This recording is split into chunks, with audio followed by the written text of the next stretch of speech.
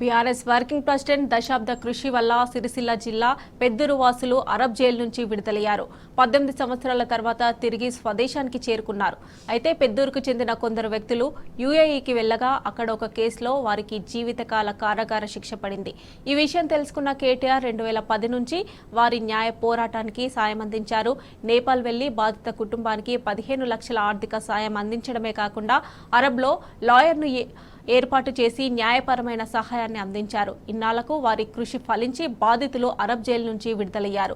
స్వగ్రామం పెద్దూరుకు చేరుకున్న బాధితులు మంత్రి కేటీఆర్ కు కృతజ్ఞతలు తెలిపారు. జీవితాంతం ఆయనకు రుణపడి ఉంటామన్నారు.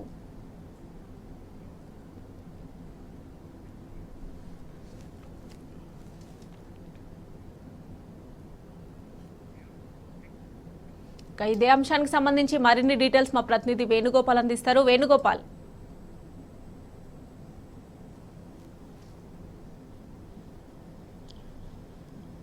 మమత, అంటే సమైక్య రాష్ట్రంలో ఒకప్పుడు సమైక్య రాష్ట్రం విషయానికి వస్తే రాజన్న సిరిసిల్ల జిల్లా విషయానికి వస్తే మాత్రం ఉద్యోగాలు లేక ఉపాధి లేక ఊళ్ళు వదిలి అంటే కన్న తల్లిదండ్రులతో పాటు భార్యా పిల్లల్ని వదిలిపెట్టి ఉద్యోగ వేటలో వెళ్ళినటువంటి వాళ్ళు చాలా మంది అని చెప్పాలి. దానికి ప్రత్యక్ష నిదర్శనం రాజన్న సిరిసిల్ల జిల్లా అని కూడా చెప్పొచ్చు. చూడొచ్చు, మన విజువల్ ద్వారా చూసుకుంటే అంటే దుబాయ్, బొంబాయి కాకుండా విదేశాల్లో కూడా ఉద్యోగాలు చేద్దామని చెప్పి వెళ్ళిన వారికి మాత్రం నిరాశ మిగిలిందని చెప్పొచ్చు. ఎందుకంటే చేయని తప్పుకు జైల్లో పోవడం ఒకటైతే అక్కడ భాష రాదు, అక్కడ వ్యక్తులు తెలియదు. ఏదో ఉద్యోగం కోసం పోతే కష్టాలు కన్నీళ్లే వాళ్ళకి ఎదురయ్యాయి, కానీ వాళ్ళు ఆశలతో వెళ్ళిన వారి జీవితాల్లో మాత్రం నిరాశ మిగిలిందని చెప్పొచ్చు.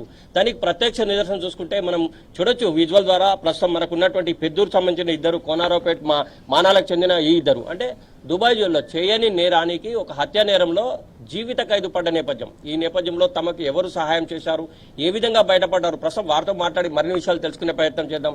సార్ చెప్పండి, అసలు మీరు ఎక్కడ, అసలు దుబాయ్కి ఎందుకు పోవాల్సి వచ్చింది, అంటే జైలుకు పోవాల్సిన పరిస్థితి ఎందుకు వచ్చింది, అసలు ఏం జరిగింది అక్కడ? నా పేరు దండుగుల లక్ష్మణ్, కొండ్రపేట మండలం, అది రాజన్న సిరిసిల్ల జిల్లా.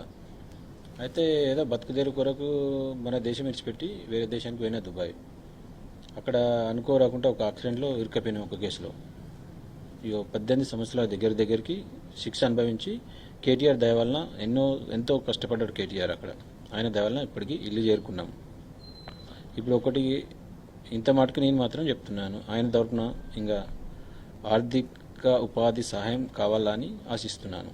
అంటే లక్ష్మణ్, యాక్చువల్గా మీరు విడుదలైతే అనుకున్నారు, ఎందుకంటే దేశం కాని దేశం, అక్కడ చట్టాలు వేరు, జీవిత ఖైదు పడ్డది. కానీ కేటీఆర్ గారు మీకు స్వయంగా దగ్గరుండి ఇడిపిస్తారు, ఇదంతా అవుతుంది అనుకున్నారా మీరు అసలు? అయితే మేము అనుకోలేదు. కేటీఆర్ వచ్చి మాకు జైల్లో కలిసిండు, చేతులు చేసుకొని మాట్లాడి హామీ ఇచ్చిండు. అయితే మన అనురాధ మేడం 3 నెలల్లో తీసుకొస్తానన్నది, లాయర్గా అడ్వకేట్గా పనిచేస్తుంది అన్నట్టు. అయితే ఇంకో సినిమా శర్మ అన్నట్టు ఆయన 6 నెలలు తీసుకొస్తున్నాడు. అప్పుడు నేను కూడా కేటీఆర్తో అప్పుడు ఒక మాట అన్నాను, మరి మేము జల్దీ రావాలంటే సార్ మరి మన సోనియా గాంధీ, అప్పుడు సోనియా గాంధీ గవర్నమెంట్ ఉండే, సోనియా గాంధీ గవర్నమెంట్ కలిస్తే మంచిగా ఉందంటే, తమ్ముడు ఎందుకు వీళ్ళు ఈ 6 నెలల లోపల రాకపోతే నేను చేస్తాను అన్ని పనులు అని కేటీఆర్ హామీ ఇచ్చి వచ్చాడు. ఇక అయిన ద్వారానే మేము ఇల్లు చేరుకున్నాం. ఇప్పటికి మీరు ఎక్కడ? మాది జగిత్యాల జిల్లా, మాది మల్యాల మండలం, గ్రామం మానాల. శివరాత్రి హనుమంతు నా పేరు. సార్ నేను 2006లో నేను బతకాలని ఉపాధి కోసం పోయినా నేను దుబాయ్. అక్కడ ఏదో ఒక హత్య కేసులో మేము ఇరుకపోయినాం. అనుకోకుండా పొరపాటు జరిగిపోయింది. అక్కడ ఏదో హత్య కేసులో ఇరుక్కుపోయినాం. 18 సంవత్సరాల తర్వాత మేము బయటపడ్డాం. కేటీఆర్ వల్లనే మేము బయటకు వచ్చేసాం సార్. కేటీఆర్ మా కోసం పోరాడిండు. 15 సంవత్సరాలు పోరాడిండు మన కోసం. ఆయనకు ధన్యవాదాలు చెప్తున్నా. నేను ఉపాధి కావాలని నేను ఆయన వేడుకుంటున్నాను. చూసుకుంటే వీళ్ళిద్దరు కూడా సొంత అన్నదమ్ములు, ఉపాధి కోసం వెళ్ళినటువంటి ఇద్దరు అన్నదమ్ములు కూడా జైలు పాలయ్యారు. ప్రస్తుతం వారు కూడా ఉన్నారు మనకు అందుబాటు. ఎట్లా అనిపించింది అసలు? మీరు జైల్లో ఇరుక్కున్నారు, మీకు భాష రాదు, ఏదో ఉద్యోగం పోయి ఏదో పని చేసుకుందాం, ఇన్ని పైసలు సంపాదించుకుందామంటే మీరు జైలు జీవితం గడిపింది. అట్లాంటి పరిస్థితుల్లో మేము మంత్రి కేటీఆర్ ఆదుకోవడం ఇవన్నీ చూస్తుంటే మీకు కళ అనిపిస్తలేదా? ఎట్లా అనిపిస్తుంది అసలు? అసలు మేము అనుకుని కూడా అనుకోలేదు సార్. మాకు వచ్చి ఈ రూపంలో మాకు హెల్ప్ చేస్తాడని మేము కళలు కూడా ఊహించలేదు. మా సదా అయిపోయేదాకా కూడా మాకు తెలియదు సార్ ఏ విధంగా హెల్ప్ చేస్తాడు. నేపాల్కు 15 లక్షలు కట్టి అక్కడ కూడా అది ఇచ్చింది. లాయర్ కూడా 15 లక్షలు ఇచ్చి మమ్మల్ని ఇంతవరకు తీసుకొచ్చింది సార్. మేము ఆయనకు రుణపడి ఉన్న కేటీఆర్ సార్, కేసీఆర్ సార్. మాకు డేట్ వచ్చేదాకా కూడా మేము తెలియదు. మాకు నెక్స్ట్ వీక్లో కూడా మాకు అపరాజాన్ డేట్ కూడా మేము నమ్మలేదు. ఎయిర్పోర్ట్ దాకా వచ్చేదాకా కూడా మాకు అది డౌట్ ఉండే, మాకు టెన్షన్. మేము ఇంటి దాకా చేరుకునేదాకా కేటీఆర్ సార్కి శుక్రియ చెప్తున్నాను. మా ఫ్యామిలీ కల్పించేదానికి, మా తల్లిదండ్రి, మా భార్య పిల్లలు అందరిని చూసుకుంటానికి చాలా థ్యాంక్ యూ సార్. 18 సంవత్సరాలు మీరు మీ పెద్దూరు వదిలిపెట్టిండ్రు, భార్య పిల్లలు మీ ముందు. ఇప్పుడు మీ పిల్లలు కూడా మీ అంత అయింది కదా, ఎట్లా అనిపిస్తుంది 18 సంవత్సరాల తర్వాత వచ్చిన తర్వాత? కొడుకు సార్ పెళ్ళి అయింది, 2 పిల్లలు. 2000 సారు అక్కడ దుబాయ్కి వెళ్ళినామంటే మేము ఏదో కష్టజీవుల కోసం నా పిల్లలు మంచి చదువులు చదివించాలని మేము బండవట్టుకు బతకడం చాలా గరీబులం మేము. మాలాగా మా పిల్లలు కష్టపడొద్దని ఏదో మంచి ప్రయోజనం చేయాలని కష్టపడి పనిచేసి డబ్బులు పంపిస్తే వాళ్ళు మా భార్యలు మంచి చదివిస్తారని పోయింది సార్. అని ఇటువంటి మర్డర్ కేసులో ఇరుకపోతాను మేము కళ్ళ కూడా అనుకోలేదు సార్. ఈ పెద్దూరు గ్రామంలో కూడా చాలా మంది తెలుసు మేము తప్పు పని చేయమని కూడా చాలా మంది తెలుసు సార్. ఇక్కడ సిరిసిల్లలో కూడా తెలుసు, పెద్ద పెద్దల వాళ్ళకు తెలుసు. ఇంత పెద్ద ఎత్తున కేటీఆర్ గారు మీకు సహాయం చేసి మీరు ఇక్కడికి పెద్దూరుకు వస్తామని అసలు మీరు అనుకున్నారా జైలు నుంచి? నేను వస్తా సార్, అక్కడికి లైన్లకు వస్తా సార్. 2013 మే నెల 18 తారీఖు నేపాల్ వెళ్ళి 15 లక్షల రూపాయల చెక్ తీసుకుపోయి అక్కడ మన ఇండియన్ ఎంబసీలో పిలిపించామని అలా చేతిలో పెట్టి జరిపి అనురాధ కూడా పోయింది అక్కడికి. మా వీళ్ళ భర్తలకు ఇడిపించుకొచ్చిన అలా చేతులు పెడతాని చెప్పి కేటీఆర్ సార్ కూడా అక్కడ మాట్లాడారు సార్. ఏంటంటే నాకు న్యూస్ పేపర్లో అన్నీ నాకు అంతా సార్ అక్కడ మన ఈనాడు కరీంనగర్ అవన్నీ పేపర్లో చూసుకుంటే అబ్బా సార్ ఒక పొలిటికల్ మనిషి మనకి ఇంత వెనుక సాయం చేస్తున్నా అంటే మేము ఊహించలేకపోయినాం సార్. మేము ఎంతో ఇంకా పొంగిపోయినాం, మా ఆనందంతో పొంగిపోయినాం సార్. మళ్ళీ 2014లో కూడా అక్కడికి వచ్చి మాకు జైల్లో సాయంగా వచ్చి ఇక్కడ మా ముందు కూర్చొని ఇక్కడ కుర్చీల మీద కూర్చొని మీ భార్యలో మాట ఇచ్చిన ఆల్రెడీ పేపర్ అన్నీ అయిపోయినాయి, ఆల్రెడీ చెప్పేసిన 3 నెలల టైం పెట్టింది, 3 నెలలు కాకపోతే 6 నెలలు నేను తీసుకుపోతాం మీరని మీ భార్యలు తీసుకొచ్చి పాస్పోర్ట్లు తీసి మీ టికెట్ డబ్బులు పెట్టి మీ ఇంటికాడ మీ భార్య పిల్లలు అందరు ఆనందంగా తిరగపరుస్తారని చెప్పి ఆ సార్ చెప్పడం జరిగింది.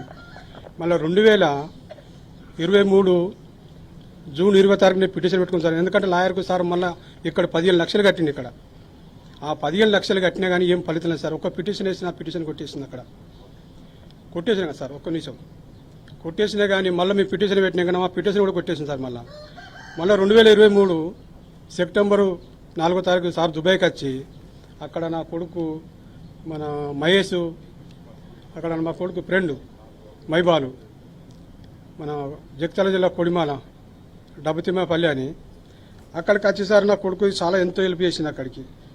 నా కొడుకు ఇక్కడ వెనుక ఉంటాడు శ్రీనివాసరావు, మన జువాడి శ్రీనివాసరావు, మన ఎల్లరిపల్లి సత్యం, నా కొడుకు ఫ్రెండ్ వీళ్ళంతా వచ్చేసారు. అక్కడ కూడా మీ నాన్న ఎన్ని సంవత్సరాలు జైలు ఉండవటంటే 18 సంవత్సరాలు. అబ్బా 18 సంవత్సరాలు నాన్న, బాబు మీ నాన్నకి ఏం లేదు ఒకటే చెప్పు. అయితే ఈ సంవత్సరం లాస్ట్ జనవరిలో మీ నాన్న వెళ్ళే అవకాశం ఇంతే చెప్పింది సార్. అంతే బస్. అయినా మాది కేసు ఈ సంవత్సరం నేను ఆగస్టులో రాసే పేపర్ మళ్ళా అని అంటే నాకు ఈ సంవత్సరంలో జనవరిలో 15వ తారీఖు నాడు నాకు కోర్టు పిలిచింది సార్. 4 పేర్లు, 5 పేర్లు. లక్ష్మణ్ ఫస్ట్ వచ్చేసాను, 4 అక్కడ చిక్కిపోయాను. అందరికీ పేర్లు పెట్టి పిలిచిరారు.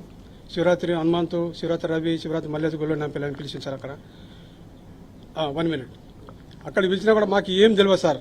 కానీ ఇదంతా సార్ చేసిపోయిందంటే ఆ సార్దే పుణ్యం, ఆ సార్ దయ వల్లనే మా ఫ్యామిలీ మార్చుకున్నాం. మా టికెట్ డబ్బులు పెట్టింది సారే, మాకు బండి ఇచ్చి పంపించి మా ఫ్యామిలీ కల్పించింది సార్. సార్కు సంతోషం, రుణపడి ఉన్నాను సార్ కేటీఆర్ సార్. అమ్మా ఇప్పుడు మీరు వారు పోయి జైల్లో పడ్డారు, మీరు ఇక్కడ పిల్లలు వాళ్ళు అక్కడ పోయి ఉపాధి చేసి ఇంత తెస్తారనుకున్న మీకు ఇట్లా జరిగింది కదా, ఎట్లా అనిపించారు సార్? మీ పిల్లలు కానీ మీ భర్త అక్కడ ఉండడం ఇవన్నీ ఎట్లా అనిపించింది మీకు? చాలా బాధాకరం సార్. ఏదో నాకు ఒక్క కొడుకు, భర్త పేరు శివరాత్రి మల్లేశ, నా పేరు రాజవ. నాకు ఒక్క కొడుకు, 2 బిడ్డలు. వాళ్ళని చదివిస్తా మంచిగా పూజిస్తా, వాళ్ళని పెళ్లిళ్ళు చేస్తాను మంచిగా పోయింత సంపాదించి నేను చేస్తాను వేయండి సార్. నా భర్త పోయిన కర్మానికి అక్కడ ఏం జరిగిందో తెలియదు సార్. అందువలన ఇక ఆయనతో నా పిల్లలు ఇంత పెద్ద ఎగిరు సార్, పెద్ద ఎరిగిరు చేసిరు. వాళ్ళ పెళ్లికి వచ్చిర్రు సార్. కానీ నా భర్త ఇట్లా ఆగుతాడని నేను కళలు కూడా అనుకోలేదు సార్. కళలు కూడా అనుకున్న భర్త ఇప్పటికి 18 సంవత్సరాలు వస్తుంది. కేటీఆర్ సార్ ఎక్కడికి పోయిన మమ్మల్ని పిలుచుకొని ఓదార్చి అమ్మ మీ భర్త వస్తాడమ్మ, మీ భర్తని తీసుకొచ్చే బాధ్యత నాది అని కూడా నాకు మాట ఇచ్చాడు సారు. నాకు మాట ఇచ్చిన అందరం వల్ల కూడా ఇప్పుడు కూడా కేటీఆర్ సార్కు చాలా కేసీఆర్ సార్కు కేటీఆర్ సార్కు చాలా వందనాలు సార్. ఇది మొత్తం మీద మమత ఏదేమైనా కానీ తమ భర్తలు జైలు జీతం అనుభవిస్తుంటే అంటే విదేశాల్లో ఉన్నటువంటి చట్టాలు వేరు, భారతదేశ చట్టాలు వేరు. కానీ వస్తారా రారా అనుకున్న తమకు మాజీ మంత్రి కేటీఆర్ స్వయంగా డబ్బులు కట్టడమే కాదు వారిని రిలీజ్ చేసి వారి కుటుంబాలకు అప్పగించిన నేపథ్యం ఒక ఎత్తు అయితే మరికొద్దిసేపట్లో కేటీఆర్ గారు రానున్న నేపథ్యంలో వీరు తమ ప్రియతమ నేత మరియు తమ అంటే కుటుంబాల్లో ఒక వెలుగులు నింపిన వ్యక్తి రాక కోసం 1000 కళ్ళతో చూస్తున్నటువంటి పరిస్థితి మనకు స్పష్టంగా కనిపిస్తోంది మమత. ఇది మొత్తం మీద అయితే జైలు జీవితం అనుభవించిన వారు స్వయంగా తమ ఊర్లోకి వచ్చి తమ పిల్లలతో తమ అనుబంధాన్ని పంచుకున్నటువంటి నేపథ్యం మనకు నోటి మాటలు చెప్పలేనటువంటి చెప్పాలి. మరి కొద్దిసేపట్లో కేటీఆర్ గారు రాన్నారు, వీరితో ములాఖాతు అయ్యే అవకాశం ఉందని చెప్పొచ్చు మమత. ఇది ఇక్కడ తాజా పరిస్థితి. Vote studio. Right Venugopal, thanks.